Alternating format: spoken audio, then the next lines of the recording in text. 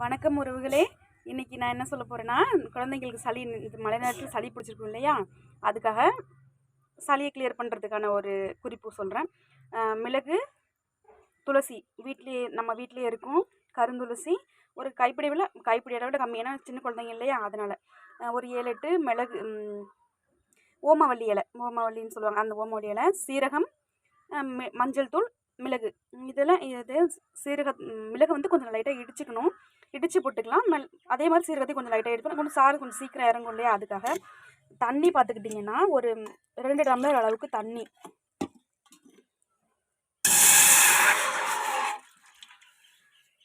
2 tumbler அளவுக்கு தண்ணி ஊற்றிக்கலாம்.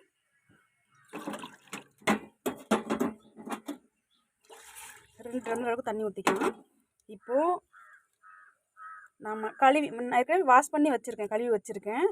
ஒரு 7 இலைக்கிட்ட ஓமவல்லி இலைக்கிட்ட வச்சுருக்கேன். ஒரு கைப்பிடி அளவிட கம்மியான கருந்துளசி போட்டிருக்கேன்.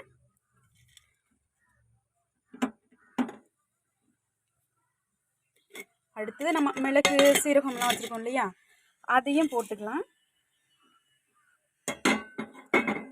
போட்டுட்டு இது வந்து நல்லா கொதிக்கணும். இப்போ 2 டம்ளர் வச்சுக்கோம் இல்லையா, இந்த 2 டம்ளர் வந்து 1 டம்ளர் ஆற அளவுக்கு நல்லா கொதிய விட்டு தண்ணி நல்லா வற்றி போகிற அளவுக்கு வச்சுக்கலாம். 1 டம்ளர் அளவுக்கு தண்ணி வரணும். வெயிட் பண்ணலாம். கொதிக்க வச்சு நல்லா 1 டம்ளர் அளவுக்கு ஆயிடுச்சு. பார்த்தீங்கன்னா 2 டம்ளர் நம்ம வச்சோம், இப்போ 1 டம்ளர் அளவுக்கு ஆயிடுச்சு. இதை ஒரு 10 வயசுக்குள்ள குழந்தைங்களுக்குனா அரை டம்ளர் நான் கொடுப்பேன். பாப்பாவுக்கு வந்து 9 வயசு ஆகுது. அரை டம்ளர் அளவுக்கு நான் கொடுப்பேன். இதை சின்ன குழந்தைங்கன்னா நம்ம குவான்டிட்டியை கம்மி பண்ணி கொடுக்கலாம்.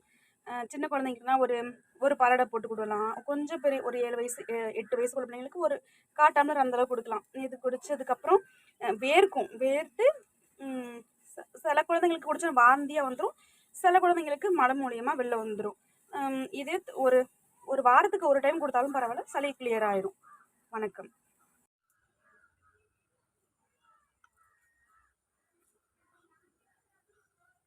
பாப்பா குடிச்சிட்டு இருக்கா.